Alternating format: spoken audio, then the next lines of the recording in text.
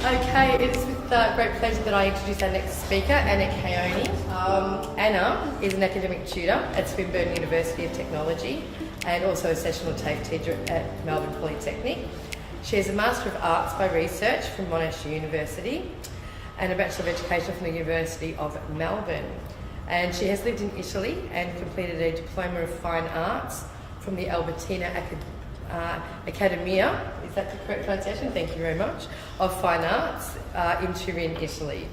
Anna has exhibited extensively for over 20 years, both in Australia and internationally. And can I please ask you to put your hands together and welcome Anna? Thanks everyone, thank you for the introduction. Well, that was a very interesting speech. I think mine will be a little bit different to these wonderful speakers that talked about museums. I'm probably talking from an artistic point of view. I was fortunate enough to have this wonderful fellowship from the Australian Italian Foundation. So last year I had a month in the city of Milan in Italy, and I undertook this particular pedagogy initiated by a French woman in the 1930s, and her name was Jeanette Martenot. Now, there are various schools around Europe that take on her pedagogy, but I was fortunate enough to be taken under the wing by her ex-student, and her name is Daniela Langheria, who was an absolute wonderful, interesting, yet humble and wise person. It's one of those encounters that sort of stay with you. So thanks again to the International Specialised Skills Institute. So Jeanette Martenot was a pianist, and I'll just give you a little bit of background of where it all sort of started and where it sort of headed. And she was a child prodigy, and so was her brother Maurice Martenot. Now, Maurice Martenot is probably famous for inventing a particular instrument that you see. If we go back, yeah, if you see there's Léonce Martenot, and it was kind of the initiation of electronic music, and this was back in the late 1920s, and they eventually had a gig at Paris Opera. And so that's where they come from, a very musical family, but very inventive family. He was initially a radio operator and electrician in World War I. And this obviously his musical talents and his electronical engineering skills led to this invention of this instrument. Jeanette Martenot was a pianist, and unfortunately at some point in her life she was under pressure and stress. So she had sort of a huge creative block. And from that, she then initiated that whole idea of creativity and where that comes from and why we have these creative blocks.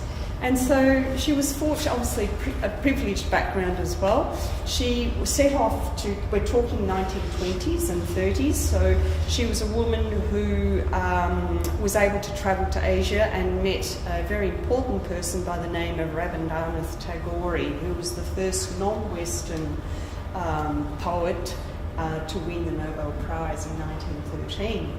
And through those ventures and through these encounters by various Chinese masters and also Marcel, another person by the name of Marcel, I've just forgotten his name, Jousset, who was an anthropologist, and she also studied anthropology. She started to derive this concept, an idea of looking at gesture and mark making, as she really saw it as the platform for initiating creativity.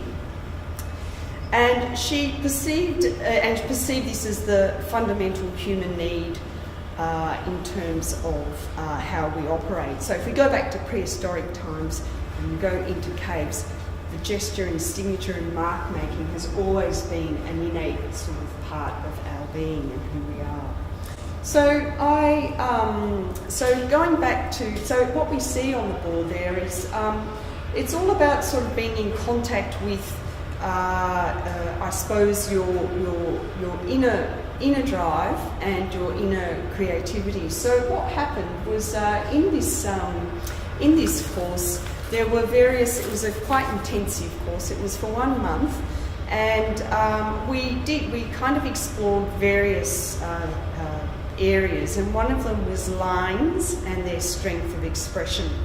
And how this happened was we'd work on large blackboards, is what you could see there. And we would first initiate, lessons were also devoted to relaxation, as they were also or exercises that were devoted to relaxation, as Jeanette sort of saw these as being the initiation of relaxing and initiating the creative process. Sorry, I'm a bit nervous at the moment, but anyway. So here, what we see here is a way of, I suppose, being in contact with yourself. After these exercises, we were then confronted with these large blackboards, and we're instructed to use our whole body and our whole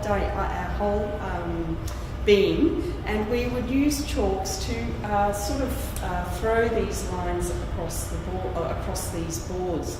But at the end of the day, I mean, there's a whole process that goes on beyond that, but at the end of the day, it was really about understanding how to create harmonious, not only your own, be in touch with your own harmony, because as a human race, we are quite harmonious, and we all have an inner peace.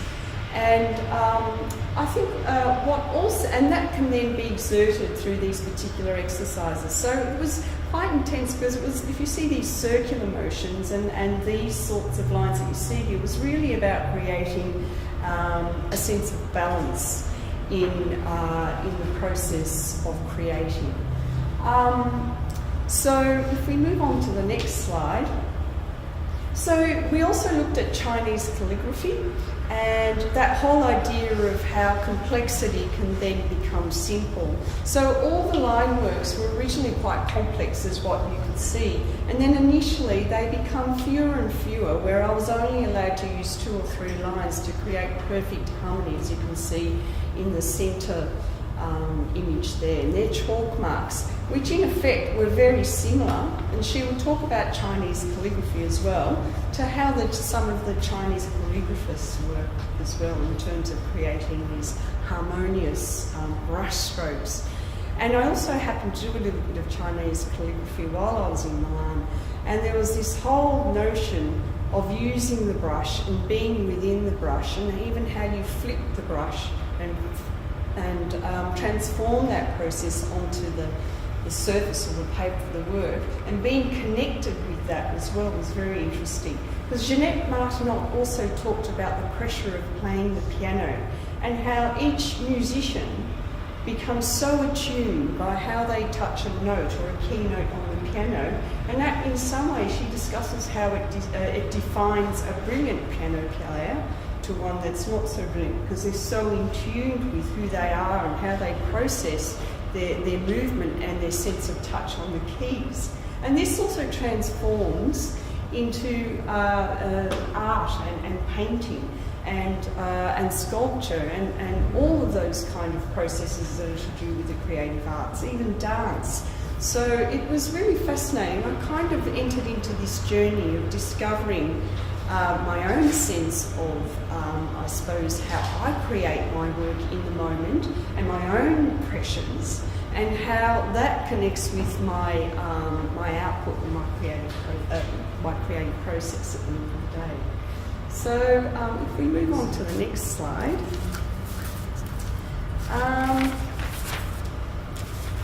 So we also looked at classical artworks, because she discussed how, for example, there's Sandro Botticelli here with the Dead Christ. Unfortunately, you can't see the slide, but we did some exercises here. This is sort of lost as well. And I was to determine the composition of the artworks, because in the Renaissance period, the artists, of course, were very much interested in the physical body, physiology, and the beautiful dimensions, the perfect dimensions that come from the physical body as well. And this kind of transpired into the construction of paintings as well, and creating these wonderful harmonious paintings. So we were looking at line works and directions and patterns in many of the classical paintings.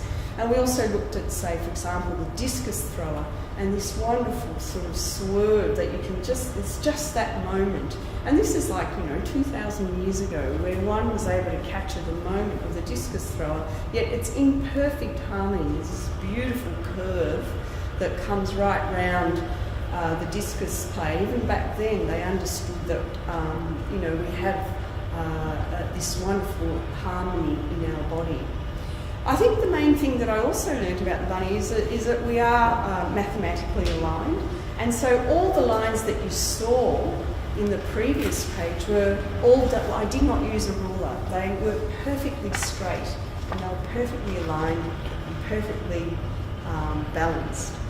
And I think my current artworks that you probably hopefully will get an opportunity to see are also about that. They were constructed in a way where I collected fabrics, and the fabrics, it's all based on my body and stretching and moving around the canvas and trying to align them in a sense where there's a sense of balance within the work. And I don't know if you have the opportunity, but if you go close to some of my works, there's a lot of subtleties that are hidden within that and within the surface or the patina of the work. And I think it gives me great joy to be able to experience that whole process of making artworks which in some ways the viewer can indulge in and have that sense of harmony and I suppose beauty in some ways. And it doesn't have to be something symbolic or that we can relate to or realism. It can be through perfect abstraction. And sometimes for me, abstract works are a lot more complicated to create than drawing or painting a still life, because a still life is there. But inventing an artwork becomes a life process, because there's so many layers and so many ways of coming to the finished product, and we have so much information around us. And what I try to achieve is to try and make something very simple yet complex at the same time. On that note, I think I'll leave it at that. And thanks everyone, thanks for coming here today.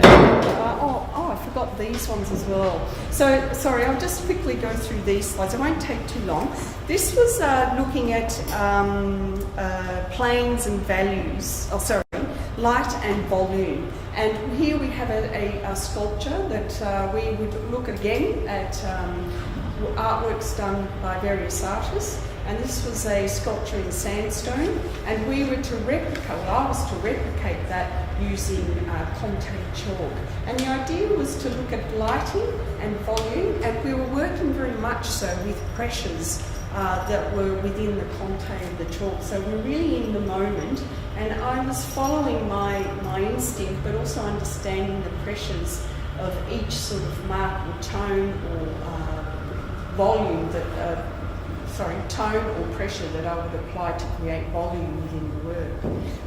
One last slide. And these, I'm not really I love landscapes, but I have painted many landscapes earlier in my time. But these were created from my mind. We were working on light and volume, and this was understanding perspective. And it was really about the construction of composition, and we used, I used oil paints for this, but we were trying to create depth and introducing light with, it really came from the inside. So Jeanette Martenot also talks about that we all have our internal landscapes, each and individual, every person has one in some way or form. So I think the last one. And I just thought I'd put these up because I did have an amazing time in Milan. I had the opportunity to see, and I also went to Turin where I studied for a year or so, many years ago. And I think it's an amazing city. It has many, many layers. and it's a very enriching experience, and I had the opportunity during that stay to also see lots of art that I had never seen in Melbourne. So on that note, I hope you spend some time just looking around at my art, and thank you very much.